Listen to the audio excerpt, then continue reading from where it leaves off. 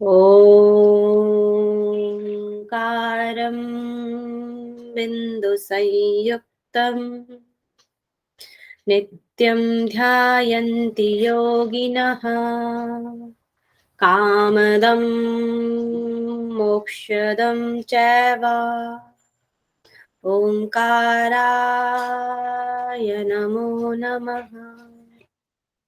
ओम शांति शांति शांति। मेरे साथ प्रतिज्ञा दोहराए। मैं प्रतिज्ञा करती हूँ आजीवन यम नियम का पालन करूंगी। मैं प्रतिज्ञा करती हूँ फर्स्ट टाइम में नेट जेआरएफ क्लियर करूंगी। मैं प्रतिज्ञा करती हूँ विश्व में योग का पताका फहराऊंगी। मेरी संकल्प शक्ति सुदृढ़ है, पवित्र है, अबाध्य है। ओम ओम ओम। मैं अपनी संकल्प शक्ति से सब कुछ कर सकती हूँ। ओम ओम ओम। मेरे पास अजय मनोबल है। ओम ओम ओम। अपने दोनों हैंड्स को रब करेंगे, आंखें ढकी और आएंगे वापस। चलिए, अभी तक हमने क्या पढ़ा है? थर्ड पटल में हमने क्या क्या पढ़ा था, बताएं। मैम 10 प्राणों के बारे में पढ़ा था, गुरु की महिमा, हृदय पंकज और नाड़ी शोधन के बारे में पढ़ा था। नाड़ी शोधन के बारे में हमने पढ़ा। और ठीक, योग वर्जित विषय भी पढ़े थे मैम। किसके?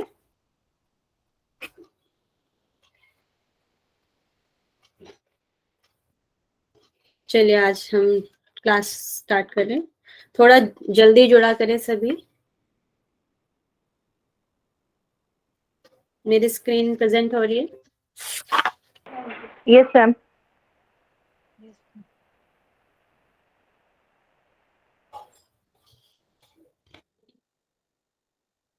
कल हमने तृतीय पटल पढ़ा था। इसमें हमने हृदय पंकज और 10 प्राणों के बारे में पढ़ा था। उनके स्थान पढ़े थे, गुरु की महिमा और हमारे सिद्धि प्राप्ति के सफलता के जो तत्व है वो पढ़े थे। प्राणायाम से पूर्व हमने क्या क्या करना चाहिए उसका विवरण हमने पढ़ा था, और नाड़ी शोधन की विधि और नाड़ी शोधन के लक्षण और योग वर्जित विषय एंड नियम और योग सिद्धि के उपाय और प्राणायाम के समय भोजन किस तरीके का करना चाहिए। और उसके बाद आ जाता है आपका भूचुरी सिद्धि भी हमने कल पढ़ लिया था। और प्राणायाम के कष्टदायक विघ्न दूर करने के लिए उपाय भी बताए गए थे। तो यहाँ पे 16 प्राणायाम बताए गए थे। आज यहाँ से पढ़ना है, कल ये नहीं पढ़ा था ना हमने? भूचरी तक ही पढ़ा था मैम हमने, प्राणायाम भूचरी। के विशेष लाभ नहीं पढ़ा। हाँ, अच्छा,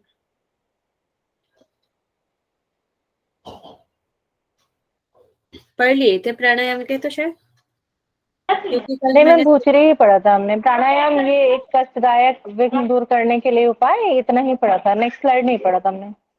हाँ, ये वाली स्लाइड पढ़ ली थी, इससे आगे वाली पढ़ जी ली। Yes ma'am. तो यहाँ पे अब प्राणायाम के विशेष लाभ जो हमने कुंभक किया था, कुंभक के बाद की ये अवस्था बता रहे कि जब हम वो कर लेते हैं उसके बाद हमें क्या क्या लाभ होते हैं। ठीक है, तो इसमें क्या होती है, हमारी अष्ट ऐश्वर्य सिद्धियां हमें प्राप्त हो जाती है। तो हमारी अष्ट ऐश्वर्य कौन कौन से हैं? सिद्धियां, अष्ट सिद्धियां। अड़िमा लघिमा महिमा प्राप्ति प्राकाम्य ईशित्व वशित, ऐसा ही कुछ है ना? 8 हमारी है, हमारी अणिमा, महिमा, गरिमा, लघिमा, प्राप्ति, प्रकाम्या, ईश्वत और वशित्व। ये हमारी अष्ट सिद्धियां हैं। ये हमें प्राप्त हो जाती हैं प्राणायाम के लाभ से। और त्रिलोक में विचरण, मतलब कि तीनों लोक में विचरण करने की शक्ति हमें प्राप्त हो जाती है, जाने की शक्ति प्राप्त हो जाती है। 3 घटी तक अभ्यास करने से, घटी का मीन्स आप क्या समझते हैं?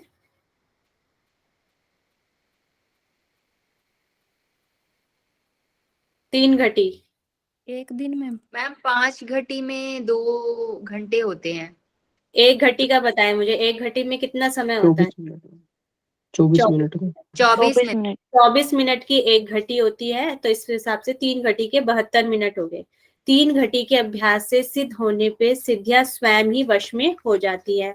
जो भी सारी सिद्धियां होती हैं वे आपके वश में हो जाती है जब आप 3 घटी तक कुंभकों का अभ्यास या प्राणायाम का अभ्यास कर लेते हैं तो आपकी जो सिद्धियां हैं वो आपके वश में हो जाती है। फिर यहाँ पे दिया है वाक सिद्धि, आप जो भी अपने मुख से बोलेंगे वह आपकी सिद्धि हो जाती है। यथेष्ट विचरण, कहीं भी आचरण करने की या जाने की जो होती है वह आपकी शक्ति आपके अंदर आ जाती है। दूरदृष्टि, कहीं भी कुछ हो रहा है आप यहीं से उसे देखना चाहते हैं तो वह दृष्टि भी आपके पास आ जाती है, वह शक्ति आ जाती है, कहीं भी दूर देखने की दृष्टि। अगर आप वहां पर मौजूद नहीं है फिर भी उस चीज को आप देखना चाहते हैं तो आप उसकी शक्ति आप में आ जाती है, वह दूरदृष्टि।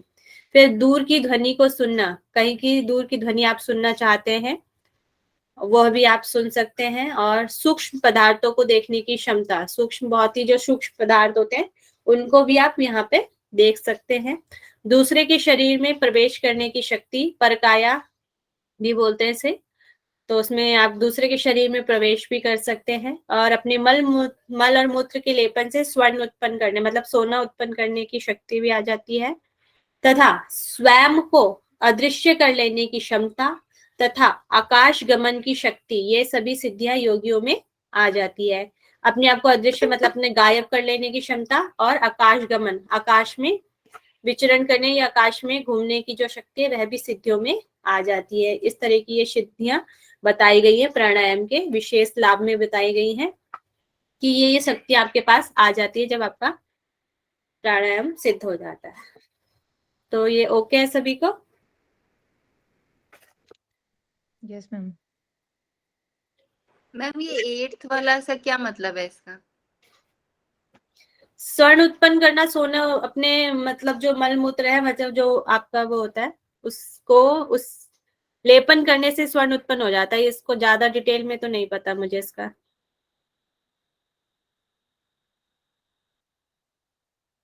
इतनी शक्ति आ जाती है मतलब कि आपके अंदर कि आप अपने जो आपका मल मूत्र है उसका आप स्वर्ण भी बना सकते हैं, सोना भी बना सकते हैं। ओके, ठीक है मैम।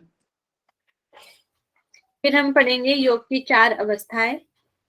इसमें आरंभ अवस्था, घटावस्था और परिचय अवस्था और निष्पत्ति अवस्था, ये अवस्थाएं हैं, 4 अवस्थाएं। ये वाली 4 अवस्थाएं और कहाँ देखने को मिलती है हमें? हठ प्रदीपिका में। हठ प्रदीपिका में। कौन से अध्याय में है? देश में ये नादानुसंधान। नादानुसंधान, वहां पर नादानुसंधान की अवस्थाएं ये बताई गई है। और यहाँ पर ये योग की 4 अवस्थाएं यहाँ पर बताई गई है, आरंभ अवस्था, घटावस्था, परिचय अवस्था और निष्पत्ति। ये इनके श्लोक संख्या है, कहाँ पर आपको इसका वर्णन मिलेगा। ठीक है, फिर ये आपकी 4 होगी। फिर इसमें लिखा है आरंभ अवस्था। आरंभ अवस्था कब प्राप्ति होगी, मतलब कब स्टार्ट होगी? इसमें लिखा है नाड़ी के शुद्ध होने पर नाड़ी के शुद्ध होने पर शरीर के सभी दोषों का नष्ट होना। जब आपके नाड़ी शोधन हो जाता है, नाड़ी शुद्धि की वहां पर बात हो रही है, नाड़ी शोधन होने पे जब आपके शरीर के सभी दोष नष्ट हो जाते हैं तो आरंभ अवस्था स्टार्ट हो जाती है, ऐसा यहाँ पर बताया गया है। फिर इसका फल है नाड़ी शुद्धि वाले लाभ, इसके भी जो भी सारे नाड़ी शुद्धि के लाभ होते हैं वह सारे लाभ इस आरंभ अवस्था के भी होंगे। ठीक है, फिर आपकी घटावस्था, जिस अवस्था में प्राण और अपान, नाद और बिंदु, जीवात्मा तथा परमात्मा की एकता स्थापित होती है, वह घटावस्था कहलाती है। घटावस्था का दिया हुआ है प्राण, अपान, नाद, बिंदु, जीवात्मा और परमात्मा की एकता स्थापित होती है, वह घटावस्था है।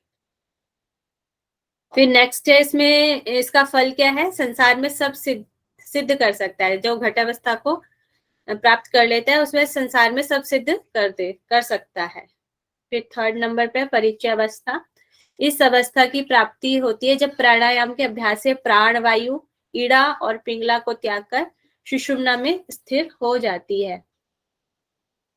प्राणायाम के अभ्यास से जो हमारा प्राण है वो ईड़ा और पिंगला को त्याग कर सुषुम्ना में स्थिर हो जाता है, तो हमें परिचय अवस्था हो जाती है। और इसका लाभ है तीनों कर्म बंधन, जो हमारे कर्म होते हैं, प्रारंभ कर्म, संचित कर्म और क्रियामाण कर्म का हमें ज्ञान हो जाता है। जो हमारे अभी तक पिछले जो भी सब कर्म संस्कार होते हैं, कर्म बंधन जिनसे होता है, उन सबका हमें ज्ञान हो जाता है।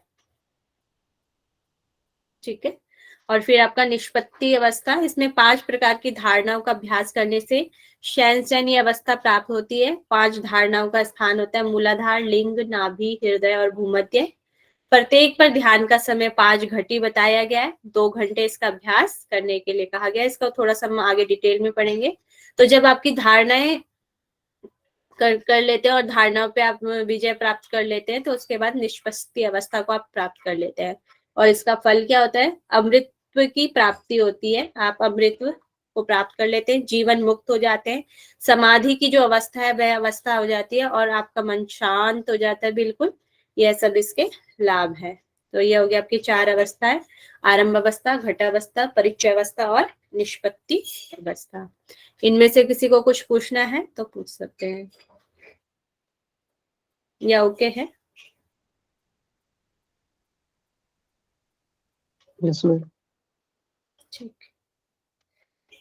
फिर है प्राणायाम की प्रक्रिया, वायु साधना। इसमें जो प्राणायाम है, जैसे हमें और जो टैक्स है उसमें कौन कौन से प्राणायाम मिलते हैं, बताएं कोई जरा।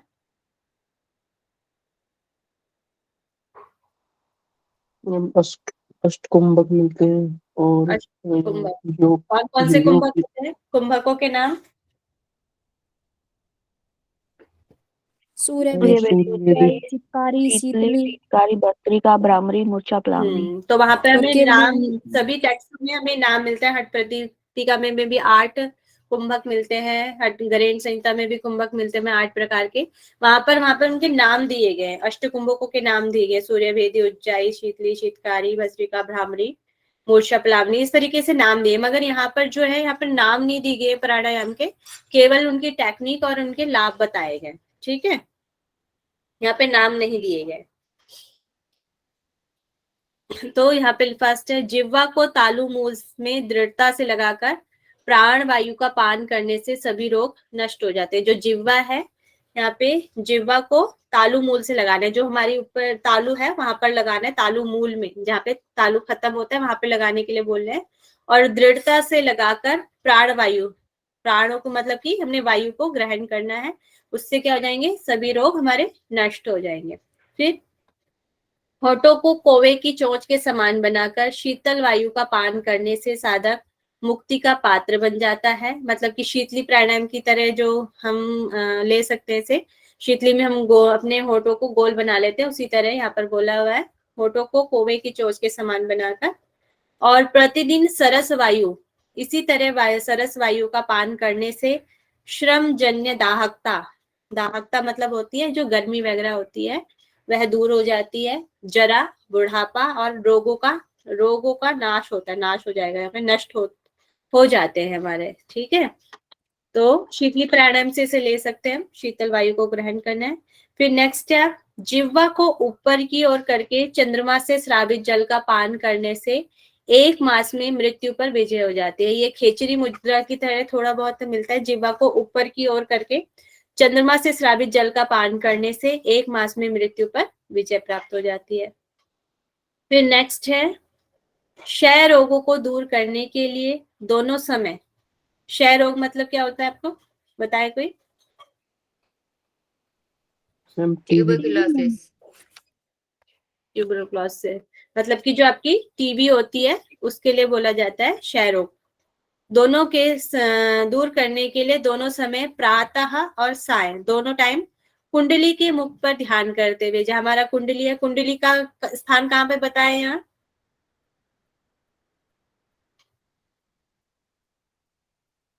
हमने पढ़ा था ना सेकंड पटल में, कुंडली का स्थान कहाँ है?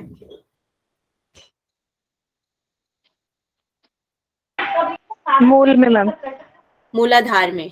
तो मूलाधार पे बताया गया। तो कुंडली के मुख पर ध्यान करते हुए काकी मुद्रा द्वारा वायु का पान करें। काकी मुद्रा भी क्या होती है? मुंह को गोल बनाने की स्थिति जो होती है वह काकी मुद्रा कहलाती है। ठीक है, और काकी मुद्रा द्वारा दिन रात वायु का पान करने से दूर श्रुति, दूर सुनने की, और दूर दृष्टि, दूर देखने की जो शक्ति है वह प्राप्त होती है। ठीक है, तो ये वाला क्वेश्चन भी बन सकता है कि जो आपका काकी मुद्रा और कुंडली पर ध्यान करते हुए कौन से रोग दूर हो सकते हैं, तो वहां पे आ जाएगा आपका क्षय रोग दूर हो सकते हैं।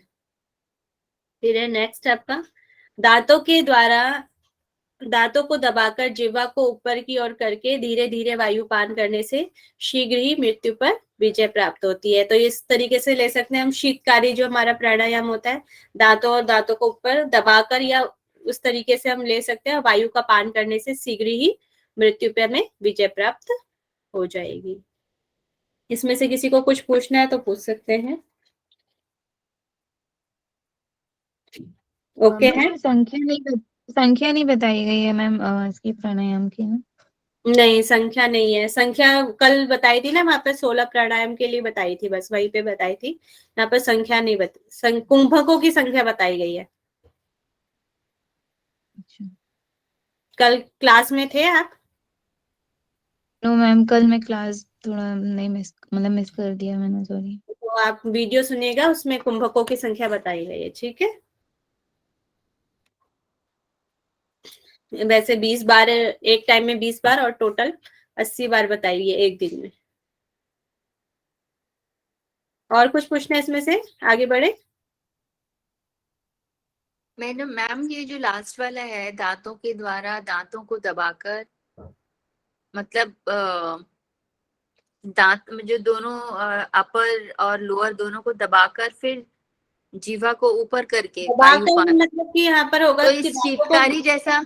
हाँ शीतकारी की शीतकारी। आप ले सकते हैं, क्योंकि अगर हम एकदम से मिला देंगे तो फिर तो हमारी वायु अंदर जा ही नहीं सकती है ना। जो शीतकारी की आपकी जो वो होती है टेक्निक, वही वाली टेक्निक यहाँ पे आएगी, ठीक है? हाँ जी मैम। फिर है सभी प्राणायाम के लाभ। जितने भी अभी हमने ऊपर प्राणायाम ये पढ़े हैं, इनके लाभ बता रहे हैं वो एक साथ। सभी प्राणायाम के लाभ, इन सभी प्राणायाम को 6 मास तक अभ्यास करने से सभी पाप और रोगों से मुक्त हो जाते हैं। 6 मास अभ्यास करना है तो आप पापों से और रोगों से मुक्त हो जाएंगे। 1 वर्ष तक करने से निश्चित रूप से मृत्यु पर विजय आप प्राप्त कर लेंगे, और 3 वर्ष तक करने से अणिमा सिद्धियों की प्राप्ति होगी। और भूतगण मतलब कि आपके जो पंच तत्व है, पंच तत्वों पर आप भूतगणों पर यहाँ पे शक्ति विजय प्राप्त कर आप भैरव रूप हो जाते हैं। यहाँ पर भैरव रूप दिया गया है कि आप भैरव रूप हो जाएंगे जब आप इन सभी प्राणायाम को 3 वर्ष तक करते हैं, ठीक है? ओके है? Yes ma'am. ये जो मैम भैरव रूप लिखा है, इसका क्या मीनिंग हुआ? भैरव तो एक हमारे देवी हैं, है ना? भैरव जो है उस हिसाब से हम ले सकते हैं, और बहुत ज्यादा डिटेल नहीं पता। किसी को पता है तो बता सकते हैं।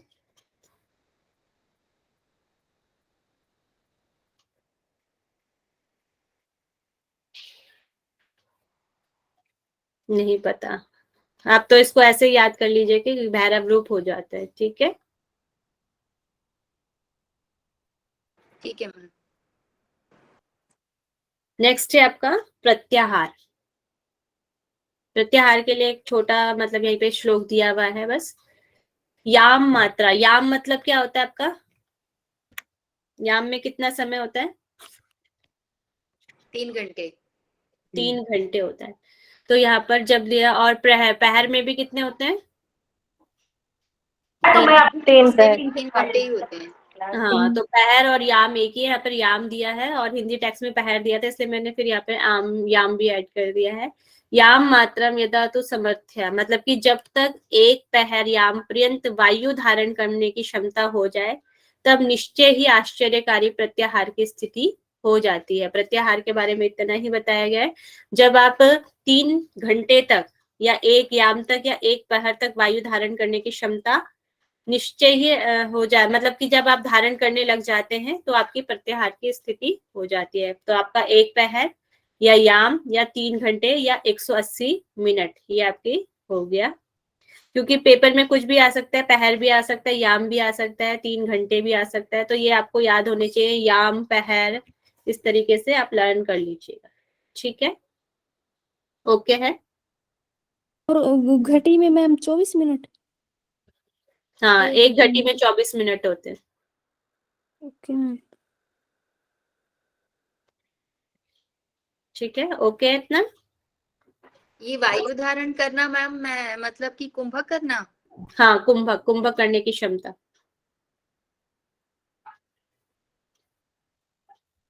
काफी लंबे प्रयास के पश्चात ऐसा संभव है। वो तो है।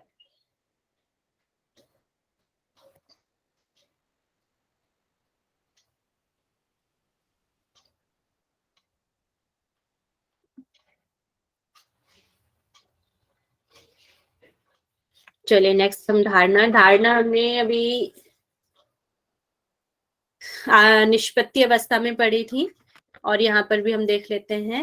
आधारे घटिका पंचलिंग स्थाने तथैव च तद घटिका, इसमें थोड़ा आपका मिस्टेक हो सकता है अगर संस्कृत में। पंच तद घटिका पंचनाभि हृदय आएगा, ये हृदय मध्य के तथा भूमध्य पंच घटिका धारेते सुधे तथा भूरादिना नष्टो योगृंद न भवेत तद खुलो। मतलब विद्वान साधक क्रमशः है मूलाधार, आधारे मतलब क्या हो जाएगा आपका मूलाधार में 5 घटी तक, 5 घटी मतलब आप क्या हो गया 2 घंटे हो गया, ठीक है ना। तो इसमें सभी जो हमारे जितनी भी धारणाएं वो 5 घटी तक यहाँ पर करने के लिए बोली गई है। मूलाधार में 5 घटी तक, इसी प्रकार लिंग स्थान में 5 घटी तक, पुनः उससे ऊपर नाभि स्थान में तथा हृदय स्थान में 5 घटी तक एवं भूमध्य स्थान में 5 घटी तक धारण करें। इस अभ्यास से श्रेष्ठ योगी निश्चय ही पंचभूतात्मिक तत्वों से नष्ट नहीं होगा। मतलब कि पंचभूत जो होते हैं हमारे आकाश, वायु, अग्नि, जल, पृथ्वी, ये जितने भी हैं इन पे आप विजय प्राप्त कर लेंगे। जैसे अभी आप आगे पढ़ेंगे गोरख संहिता है, आपका योग चूड़ामणि है, इसमें पंचभूतात्मक पे विजय मतलब हो जाता है कि आपको आप अग्नि में जलते नहीं है और जल में डूब नहीं पाते हैं और आकाश में विचरण करने की शक्ति आप पे आ जाती है। इस तरीके की शक्ति आ जाती है तो पंच तत्वों का आप पर कोई प्रभाव नहीं पड़ता, आप उन पे विजय प्राप्त कर लेते हैं। तो उसका मतलब यही होगा। तो यहाँ पर आपका है मूलाधार, मूलाधार के बाद लिंग स्थान, फिर आपका आ गया नाभि, फिर आ गया आपका हृदय मध्य और फिर आ गया भूमध्य। यहाँ पे विशुद्धि नहीं आएगा। तो आपके 5 स्थान हो गए, मूलाधार और आपका हो गया लिंग स्थान और नाभि और आपका हृदय और फिर सीधा आ गया चक्र आ जाएगा। आपका सहस्त्रार और आपका विशुद्धि चक्र नहीं आएगा। ठीक है, तो इसका ध्यान रखेंगे कहाँ कहाँ पर आपके धारणाओं के स्थान है। ठीक है, जो मेधावी साधक सभी भूतों की धारणा का भली भांति अभ्यास कर लेता है, उसकी मृत्यु ब्रह्मा की शतायु पूर्ण होने पर भी नहीं होती है। तो यहाँ पे बताया गया ये पंच तत्वों पर इन भूतों पर जो धारणा कर लेता है, मृत्यु की ब्रह्मा की, ये मृत्यु ब्रह्मा की, यहाँ पे सॉरी ब्रह्म का मृत्यु की शतायु, शतायु मतलब 100 आयु के पूर्ण होने पर भी नहीं होती है, ऐसा बताया गया है। उसकी मृत्यु ब्रह्मा की शतायु पूर्ण होने पर, 100 वर्ष पूर्ण होने पर भी नहीं होती है। ठीक है, ओके है मैम। इसका क्या मतलब होगा कि श्रेष्ठ योगी निश्चय ही पंचभूतादि तत्वों से नष्ट नहीं हो सकेगा? इसका मतलब कि जो 5 तत्व हैं उनकी वजह से उसकी मृत्यु नहीं होगी? हाँ, मतलब जैसे अग्नि तत्व है, अग्नि तत्व में वो जल नहीं पाएगा। अगर वह अग्नि में प्रवेश भी कर जाएगा तो वह जलेगा नहीं। मिट्टी में अंदर जाने की, जैसे हम मिट्टी के अंदर नहीं जा सकते, उसे मिट्टी पे अंदर जाने की शक्ति प्राप्त हो जाएगी। अगर वह जल में जाएगा तो जल के द्वारा वो डूबेगा नहीं, उससे नष्ट नहीं हो पाएगा। मतलब उसका शरीर वह पंच जो तत्व है उन पे विजय प्राप्त कर लेगा। ठीक है, ओके है, जी मैम। आगे हम आसनों के बारे में पढ़ेंगे। तो इसमें अनेक प्रकार से 84 आसन मेरे द्वारा बताए गए हैं। तो कौन बोल रहे हैं इसमें? शिव शिव। जी। तो इसमें अनेक प्रकार के 84 आसन मेरे द्वारा बताए गए हैं। उनमें से 4 ग्रहण कर सिद्धासन, उसके बाद पद्मासन, उग्रासन और स्वस्तिकासन, इन चारों का वर्णन करता हूँ। ऐसे शिव कह रहे हैं सिद्धासन, पद्मासन, उग्रासन च स्वस्तिकम, मतलब ये 4 आसनों के बारे में यहाँ पर बताया गया है। और यहाँ से क्वेश्चन भी बनते हैं, सिद्धासन, पद्मासन और उग्रासन और स्वस्तिकासन। ठीक है, उग्रासन मतलब पश्चिमोत्तान है, यहाँ पे पश्चिमोत्तानासन को उग्रासन कहा गया है। ठीक है, ओके है। Yes ma'am. नेक्स्ट हम पढ़ेंगे सिद्धासन के बारे में। सिद्धासन वही जो सब में इसकी टेक्निक है वही है। योग साधक एक पांव की एड़ी से योनि के स्थान को यत्न पूर्वक दबाकर पुनः दूसरे पांव की एड़ी को लिंग के ऊपर स्थापित करके योनि सदा जितेंद्रिय रहकर, यहाँ पे दिया हुआ है, सबसे पहले आपको एड़ी से योनि स्थान को दबाना है, फिर यत्न पूर्वक दूसरे पांव को भी उसी पांव की एड़ी के ऊपर रख लेना है, लिंग पर स्थापित करें। फिर योनि सदा स्थिर जितेंद्रिय रहकर, जितेंद्रिय मतलब अपनी इंद्रियों को जीतकर, इंद्रिय जितेंद्रिय रहकर भूमध्य में ऊपर देखें। इस प्रकार एकांत में विशेष रूप से शरीर को सीधा रखें तथा उद्वेगों से शून्य रहे। कोई भी उद्वेग मन में नहीं आने चाहिए। मन को शांत रखने के लिए यहाँ पर कहा गया है और इंद्रियों को जीतकर यहाँ पर भूमध्य में देखने के लिए यहाँ पर बोला गया है। तो ये दो चीजें हैं, जितेंद्रिय भूमध्य में और उद्वेगों से शून्य रहे, ये दो चीज यहाँ पर और बताई गई है। ठीक है, ये हो गया आपका सिद्धासन। और इसके लाभ है क्या है, परम गति को प्राप्त होता है और पापों से मुक्ति हो जाती है। और कहाँ में सिद्धासन का वर्णन मिलता है? हर प्रदीपिका में, घेरण संहिता में। हर प्रदीप, वहां पर क्या लाभ बताए गए हैं? सिद्धासन के क्या लाभ है वहां पर, याद है किसी को? ज्ञान संहिता में तो मैम ये है कि सभी रोग नष्ट होते हैं और सिद्धियों योगियों के लिए सिद्धिदायक है। मोक्ष की प्राप्ति होती है ना। Yes ma'am. और हट प्रदीपिका में? हठ प्रदीपिका में ध्यान नहीं है मैम, क्या लाभ है इनका? वहां पर बताया गया कि 72,000 जो नाड़ियां हैं हमारी, उनका मल का शोधन होता है, निष्पत्ति अवस्था में प्राप्त होती है सिद्धासन से।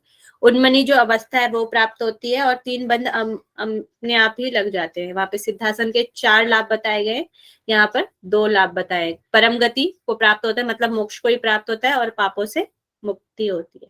ठीक है, नेक्स्ट है आपका पद्मासन।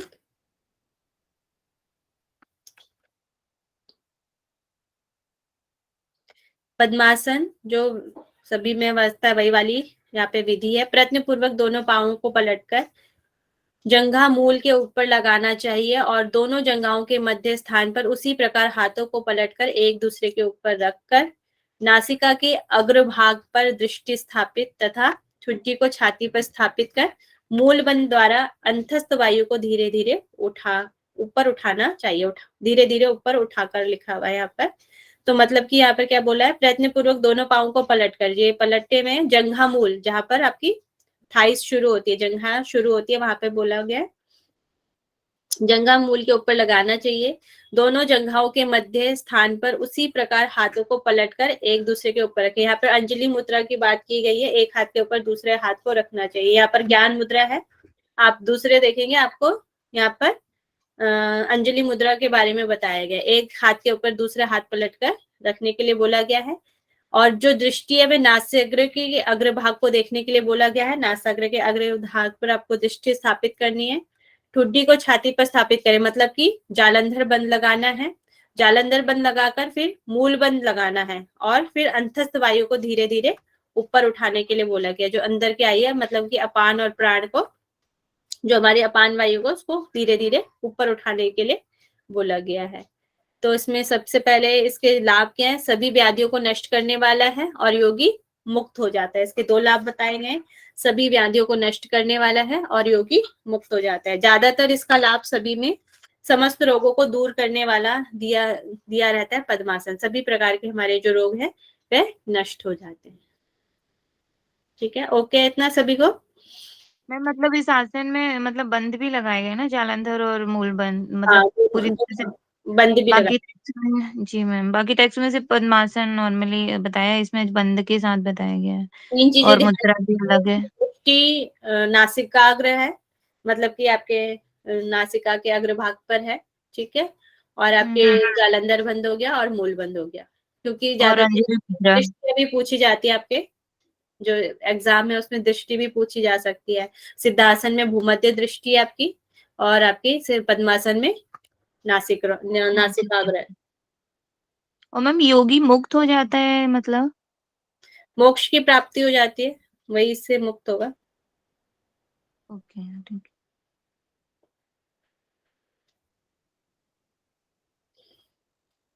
ओके है। तो इसका तो मतलब मोक्ष ही हुआ। चलिए एक बार फिर मैं देख लूंगी, अगर कुछ और दिया रहेगा तो मैं चेक कर लूंगी एक बार और, ठीक है। है। Yes ma'am. नेक्स्ट है आपका उग्रासन। उग्रासन मतलब यहाँ पर पश्चिमोत्तानासन की स्थिति है। परस्पर मिले हुए दोनों पांवों को सामने की ओर फैलाकर अपने दोनों हाथों से दोनों पैरों को दृढ़ता से पकड़ें तथा सिर को घुटनों पर स्थापित करें। तो ये आपका हो गया पश्चिमोत्तान की जो अवस्था है, वही वाली अवस्था है। और इसमें जठराग्नि प्रदीप्त होती है और शारीरिक कष्टों का नाश होता है। जो हमारे शारीरिक कष्ट होते हैं, व्याधि वगैरह, उनका नाश होता है। प्राण वायु सुषुम्ना मार्ग से प्रभावित होने लगती है। प्राण वायु जो है सुषुम्ना मार्ग में प्रभावित होने लगती है। ये उग्रासन के आपके यहाँ पे 3 फल यहाँ पर बताए गए हैं, ठीक है। और फिर आपका आ गया स्वस्तिक आसन। स्वस्तिक आसन दोनों पांवों के तलवों को जानु और जंघाओं के बीच में अच्छी तरह स्थापित कर शरीर को सीधा रखते हुए संतुलित बैठने की स्थिति को स्वस्तिक आसन कहा गया है। तो इसमें क्या होता है, स्वस्तिक आसन में जो आपके तलवों को जानु और जंघाओं के बीच में स्थापित करना होता है, आपके जो तलवे हैं उनको स्थापित करना होता है। इस स्थिति को यहाँ पर स्वस्तिक आसन बताया गया है। इसमें क्या होता है, आपकी व्याधियां उत्पन्न नहीं होती है। मारुत, मारुत हो गया आपका वायु सिद्धि, और वायु सिद्धि हो जाती है और दुखों का नाश हो जाता है, ठीक है। मारुत मतलब हवा में जाने की, वायु में उड़ने की जो शक्ति होती है उसको मारुत शक्ति बोलते हैं। स्वस्तिक आसन से आपकी क्या हो जाएगी, मारुत शक्ति आपको प्राप्त हो जाएगी, ठीक है। ओके है, इसमें किसी को कुछ पूछना है?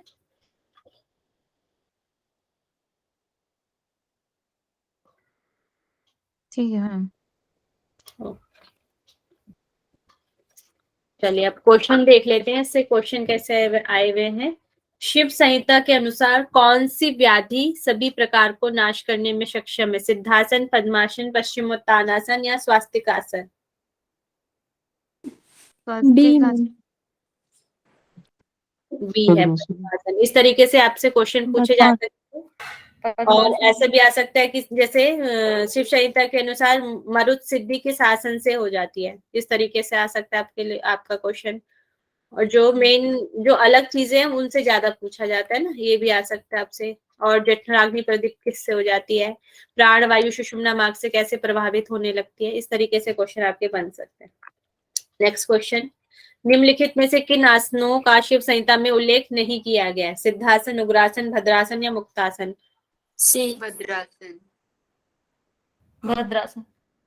भद्रासन और मुक्तासन नहीं बताया गया है। सी मैम। सी और डी। बी और सी। सी और डी है, इसका राइट हाँ। आंसर आपका सी है। भद्रासन और मुक्तासन की यहाँ पर बात नहीं की है, सिद्धासन और उग्रासन की बात की गई है। स्वस्तिकासन और पद्मासन, ये 4 आसन यहाँ पर बताए गए। मैम मतलब मुख्य आसन के बारे में ही बात कर रहे हैं ना, क्योंकि बाकी अभी 84 जो बताए गए हैं उसमें से तो 84 नहीं को है। तो नाम ही नहीं बताया गया ना, 4 आसन बताए गए ना। अच्छा मेन तो सिर्फ। इसमें 4 ही आसन है ओके।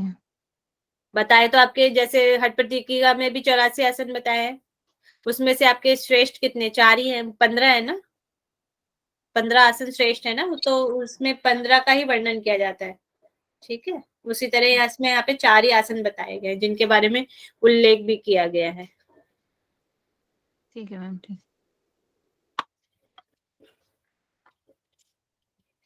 तो आज हम थर्ड पटल आज इतना ही पढ़ेंगे, चतुर्थ पटल हम कल स्टार्ट करेंगे, ठीक है।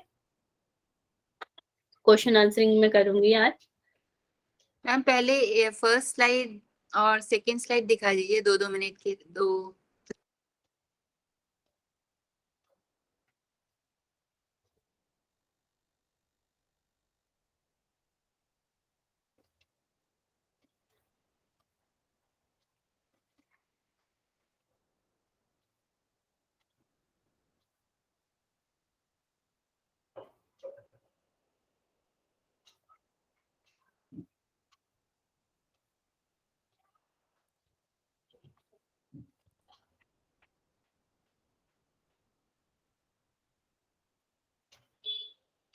ठीक है मैम। ठीक है, आप नोट्स वगैरह बना रहे हैं ना?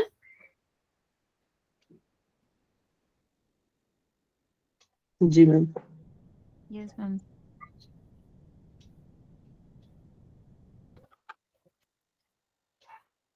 चलिए आज हम क्वेश्चन आंसरिंग करेंगे थोड़ी देर, जितना भी हमारे पास समय है।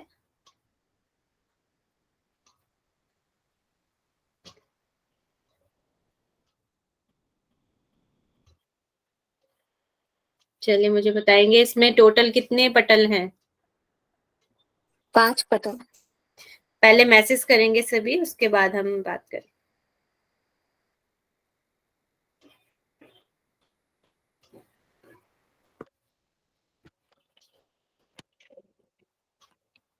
फाइव पटल है। द्वितीय पटल का क्या बोला गया है?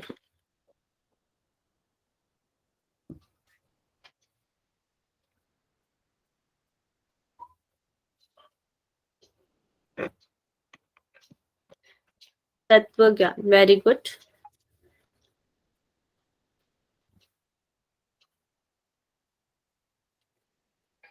चतुर्थ पटल, चतुर्थ पटल में किस चीज का कौन सा प्रकरण है?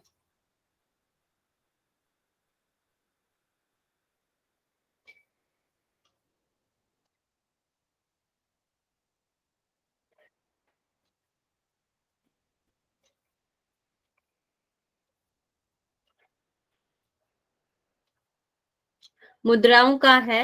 बंद, बंद नहीं, मुद्रा प्रकरण बोलेंगे इसे, ठीक है। नेक्स्ट मुझे बताएंगे टोटल कितनी नाड़ियां बताई गई हैं? हर शिव संहिता के अनुसार टोटल कितनी नाड़ियां हैं?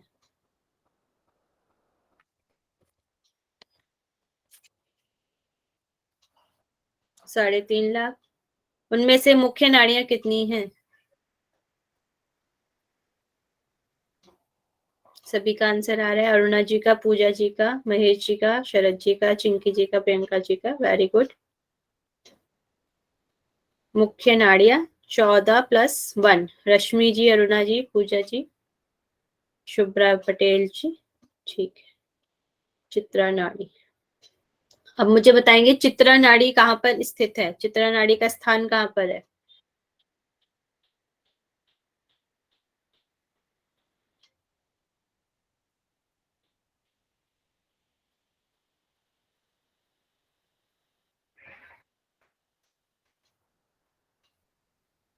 सुषुम्ना के बीच में, वेरी गुड।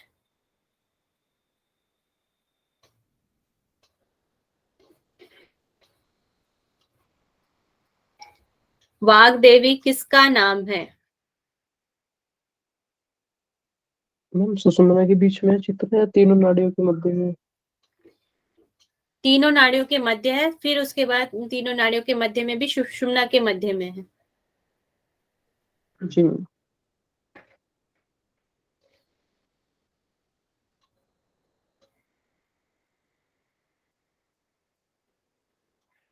कुंडली का नाम वाग देवी है। अब मुझे बताएंगे शिव जी की प्रिय नाड़ी कौन सी है?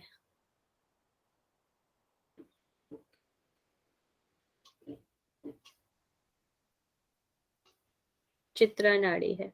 योगियों की प्रिय नाड़ी कौन सी है?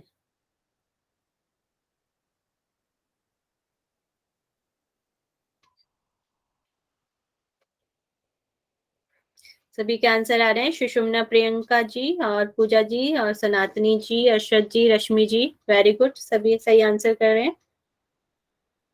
नेक्स्ट मुझे बताएंगे इसमें कौन सा वाद है? शिव संहिता मुख्य क्या है इसमें?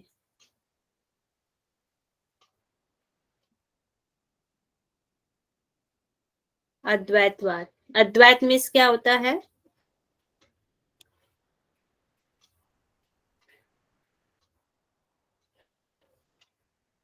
एक, वेरी गुड। तो अद्वैत के लिए क्या क्या चीजें इसमें बताई गई हैं? अद्वैत ब्रह्म जो है वह कैसा होना चाहिए? नित्य है, प्रियंका जी कह रही है नित्य और सत्य है। Very good. प्रियंका जी अपना माइक ओपन करके बताएंगे। Yes ma'am. मैम जो नित्य है, सत्य है और आदि और अंत से आगे है। रहित है, वह यहाँ पे ब्रह्म बोला गया। Very good. नेक्स्ट मुझे बताएंगे टोटल इसमें श्लोक कितने हैं, शिव संहिता के श्लोकों की संख्या बताएं। प्रियंका जी कह रही 642 श्लोक है इसमें। वेरी गुड, सभी का आंसर आ रहा है। अरुणा जी, सनातनी जी और पुष्पा जी, चिंकी जी, वेरी गुड। अब मुझे बताएंगे प्राणों की संख्या कितनी है। 10 प्राण हैं। 10 में से मुख्य प्राण कितने हैं। 5 प्राण हैं। 5 में से कितने प्राण मुख्य बताए गए हैं। अर्षद जी 3 नहीं है, 3 नहीं है, 5 मुख्य प्राण हैं।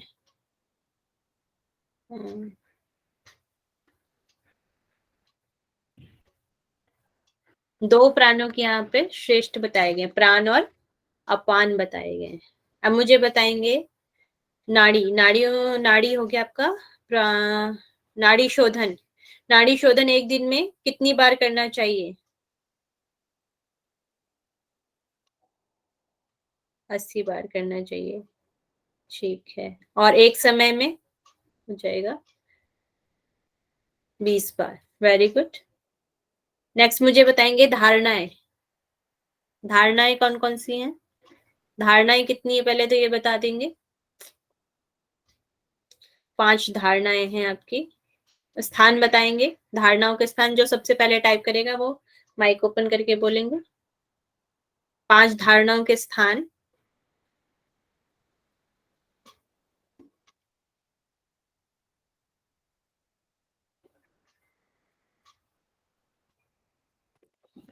स्थान भी बताएं कहाँ कहाँ पर धारणा है। आकाश, पृथ्वी, वायु, तेज। ये रॉन्ग है।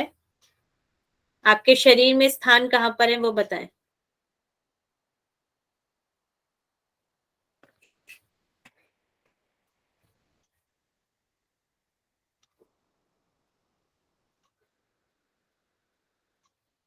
धारणा अभी हमने पढ़ा था, रश्मि जी इसका आंसर करेंगे। मूलाधार में है, फिर लिंग स्थान में, नाड़ी में, हृदय में और भ्रूण मध्य में। भूमध्य में। वेरी गुड रश्मि जी। तो ये हमारी 5 धारणाएं अभी हमने पढ़ा था उसके बारे में, जो वो पंच तत्वों के बारे में आप बात कर रहे हैं जो हमने पढ़े थे। अभी हमने 5 धारणाएं पढ़ी थी, ठीक है। ठीक है, पुष्पा जी का आंसर ठीक है। आप मुझे बताएंगे हमारे जो सफलता के जो हमारे लक्षण हैं वे बताएंगे। सफलता के लक्षण, सफलता के तत्व या सिद्धि प्राप्ति कौन कौन से तत्व हैं।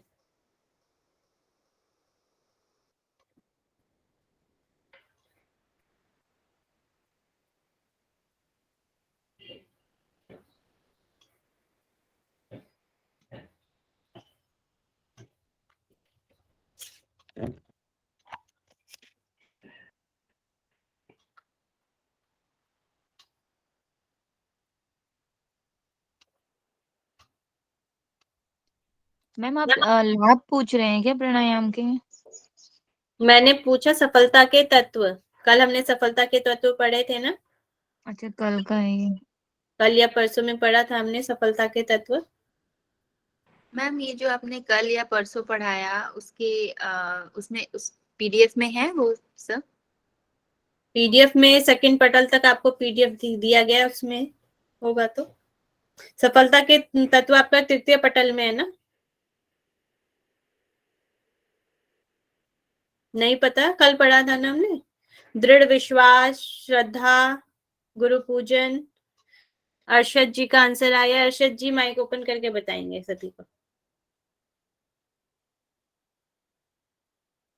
मैम दृढ़ विश्वास, श्रद्धा से युक्त, गुरु पूजा, समता का भाव, इंद्रिय निग्रह और मिताहार।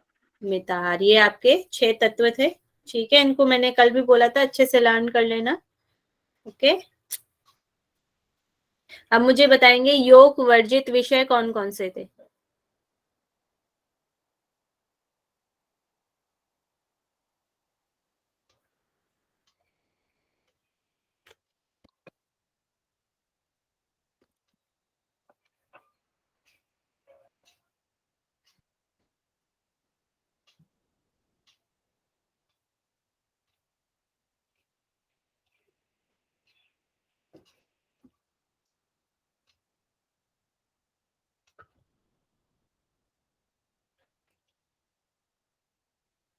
मैम आपने जो कल त्यागने के लिए बताया था, अधिक घूमना, प्रातः इस तरह की पूछ रहे मैम, चोरी मोह वही आदि। वाला मैं पूछ रही हूँ। हाँ हाँ, वेरी गुड, बताएं, पूरा बताएं।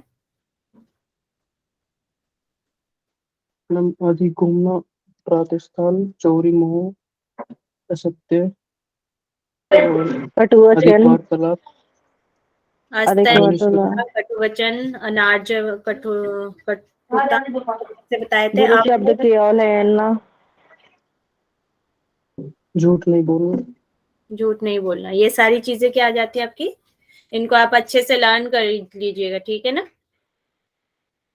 और हमें क्या क्या लेना चाहिए प्रारंभ में, क्या क्या लेना चाहिए जब हम योगाभ्यास प्रारंभ कर रहे हैं, उस वक्त हमें क्या क्या लेना चाहिए?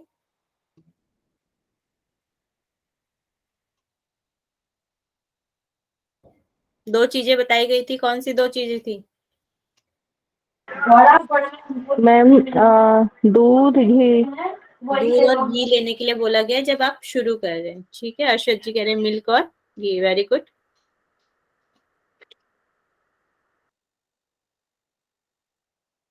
नेक्स्ट मुझे बताएंगे इसमें कितने वेदों के कितने प्रकार बताए गए हैं?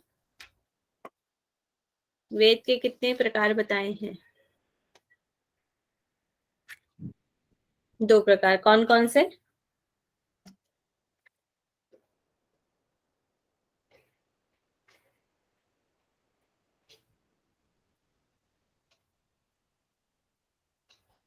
कर्म और ज्ञान। और किसके पार्ट बताए गए हैं? कर्म कांड के या ज्ञान कांड के?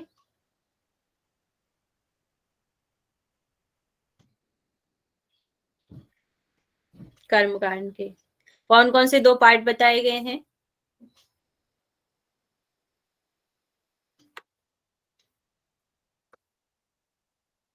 शुभ्रा पटेल जी बताएं, कौन से 2 पार्ट बताए गए हैं?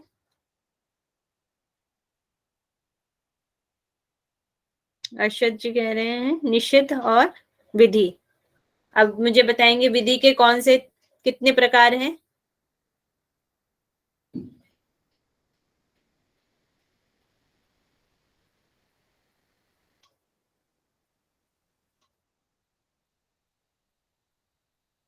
तीन प्रकार, कौन कौन से 3 प्रकार हैं?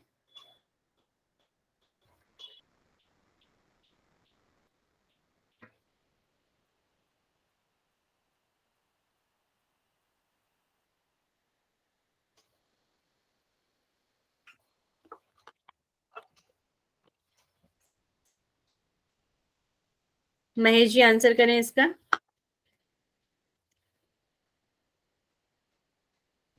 मैम नित्य और नैमित्तिक और काम्य। नित्य, नैमित्तिक और काम्य। कौन से 2 कर्मों का हमें फल मिलता है? कौन से 2 कर्म हैं जिनका हमें फल मिलता है?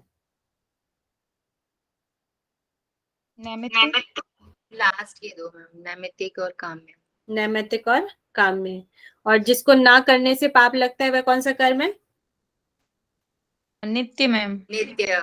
नित्य कर्म है। और हमारे अब नेक्स्ट मुझे क्वेश्चन बताएंगे कर्म फल कितने प्रकार के हैं?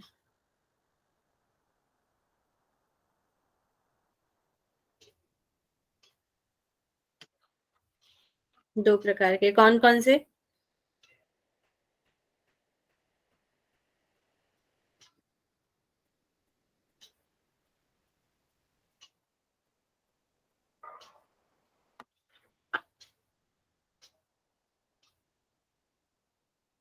स्वर्ग रूप और नरक रूप। अरुणा जी, अब मुझे नेक्स्ट क्वेश्चन बताएं संसार के कितने प्रकार हैं? तो मैम ये बताना है मुझे संसार के कितने प्रकार हैं? हाँ, यही बता दीजिए। 3 प्रकार है मैम। कौन कौन से 3 प्रकार हैं? शत्रु, मित्र और उदासीन। शत्रु, मित्र और उदासीन 3 प्रकार यहाँ पर बताए गए हैं। नेक्स्ट मुझे बताएंगे परब्रह्म से क्या उत्पन्न हुआ है? सृष्टि की उत्पत्ति में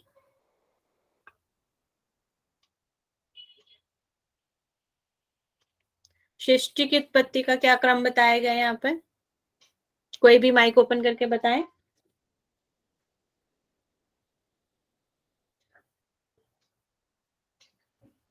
मैम जैसे कि आकाश, वायु, अग्नि, जल, पृथ्वी, ये पूछ रहे मैम आप?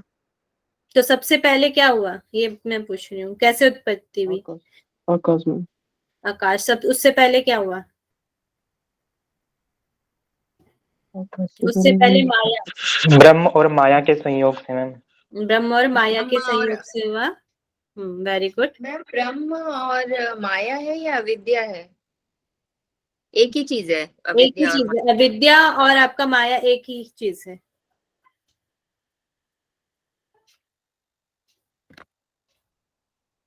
और फिर उस ब्रह्म और उस ब्रह्म उत्पन्न होता है, ब्रह्म से फिर ब्रह्म के तेज से हमारे आकाश की उत्पत्ति होती है, आकाश से फिर वायु और फिर वायु से आपका अग्नि, अग्नि से जल और जल से पृथ्वी। अब मुझे बताएंगे जल के कितने गुण होते हैं?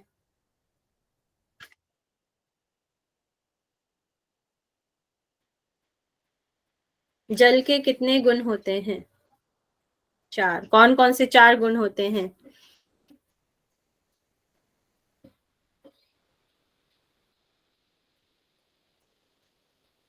आकाश, वायु, अग्नि।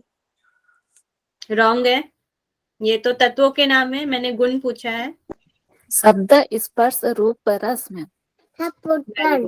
शब्द, रूप, शब्द, स्पर्श, रूप, रस। ठीक है, 4 गुण हो गए आपके। वायु का इंद्रिया कौन सी है? वायु की गुण ग्राहक इंद्रिय वायु की? त्वचा। त्वचा। त्वचा से हम कर सकते हैं। Very good Shubhra ji. पृथ्वी, पृथ्वी का क्या गुण ग्राहक है? पृथ्वी का गंध होता है तो नासिका। नासिका। Very good. नेक्स्ट मुझे बताएंगे माया की कितनी शक्तियां हैं?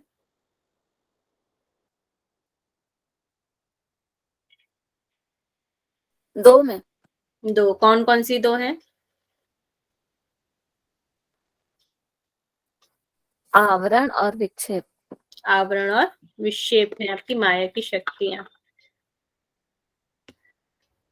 सत्व गुण की अधिकता होने से माया का स्वरूप क्या होता है? जब हमारी सत्व गुण होता है तो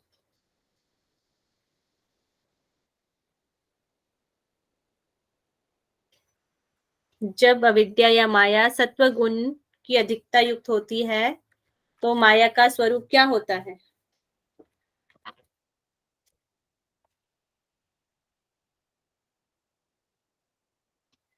लक्ष्मी। महेश जी लक्ष्मी कह रहे हैं, अरुणा जी लक्ष्मी। Very good.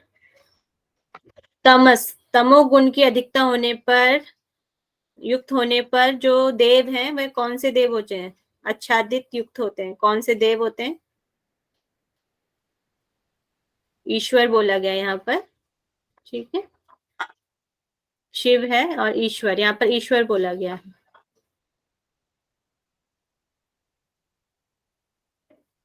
अब मुझे बताएंगे शरीर की उत्पत्ति किन चीजों से होती है? शिव संहिता के अकॉर्डिंग शरीर की जो उत्पत्ति है वह किससे होती है?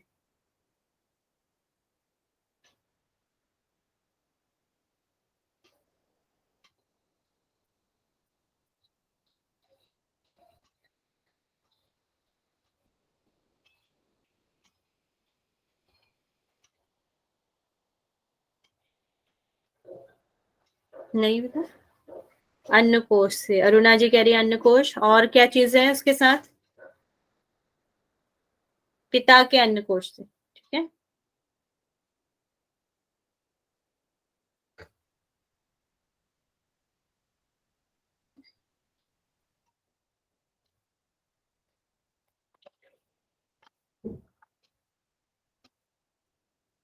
पूर्व जन्म के संस्कार से।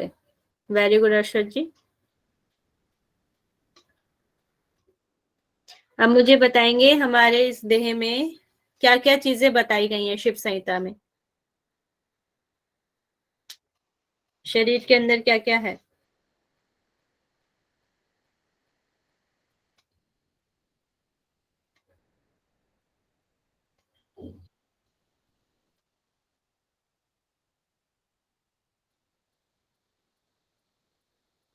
माइक ओपन करके बताएं, किसी को पता है तो। अरुणा जी, अरुणा जी बताएं, आप बताएं। मैम इसमें अन्न है और जो धातुएं है ना, रस, रक्त, मांस, मेद। वो नहीं, मैंने क्वेश्चन दूसरा पूछा, वो तो हमारा हो चुका था। मैंने पूछा हमारे शरीर में क्या क्या चीजें बताई गई हैं, इस ब्रह्मांड में जो जो चीजें हैं वे हमारे शरीर में क्या क्या चीजें बताई गई हैं। सात वाला पूछे क्या मैम? नदी, समुद्र, नदियां, द्वीप, खंड। वो तो अटेंड नहीं किया। पर्वत, नदियां, समुद्र। कितने द्वीप बताए गए? 7 7 द्वीप। द्वीप बताए गए। और क्या क्या चीजें बताई गई हैं?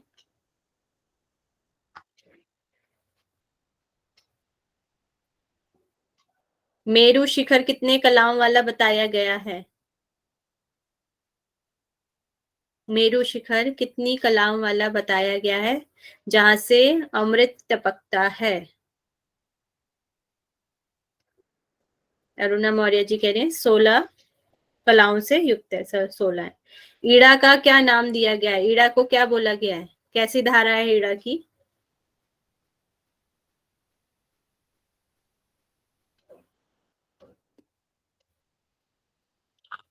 मंदाकिनी, ठीक है। पिंगला, पिंगला के लिए क्या वर्ड यूज हुआ है? कैसी धारा बहती है?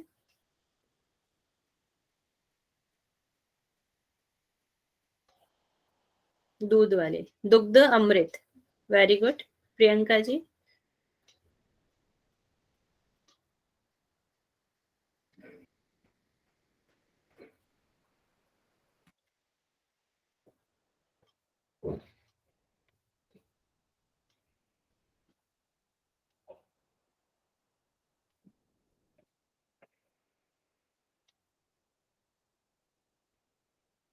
अब जो नाड़ियों, नाड़ियां का स्थान कौन सा है? कहाँ से उत्पन्न होती है नाड़ियां? नाड़ियों का उत्पन्न स्थान कौन सा है? मूलाधार। Very good. अब मुझे बताएंगे वैश्वानर अग्नि के क्या क्या फल हैं? वैश्वानर अग्नि के क्या क्या लाभ है?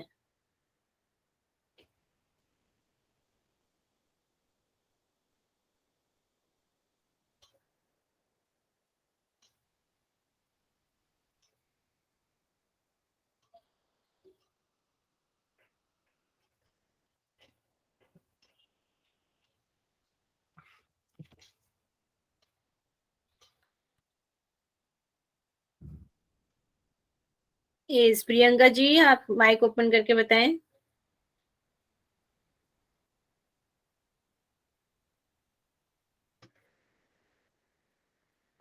मैम रोगों से मुक्ति देता है और हमारी एज को बढ़ाता है। और बल, पोषण और शारीरिक सुफुर्ती हमें देता है। यस मैम, शारीरिक शारीरिक स्फूर्ति देता है जी। ठीक है।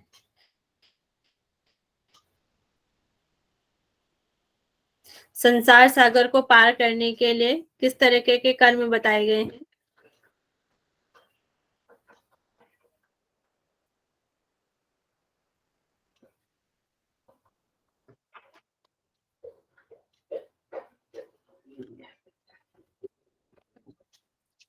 निष्काम, निष्काम भाव की बात की गई है यहाँ पे, निष्काम कर्म की बात की गई है। ठीक है,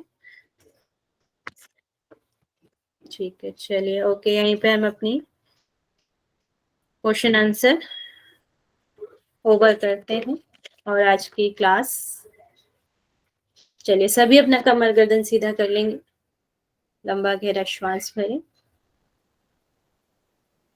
ओम सर्वे भवन्तु सुखिनः, सर्वे सन्तु निरामया, सर्वे भद्राणि पश्यन्तु, मा कश्चित् दुःखभाग् भवेत्। ॐ शान्तिः शान्तिः शान्तिः। अपने दोनों हैंड्स को रब करेंगे, ओके, और बाएं वापस। Thank you ma'am. Hariom. Hariom. Thank you ma'am, नमस्ते वेलकम।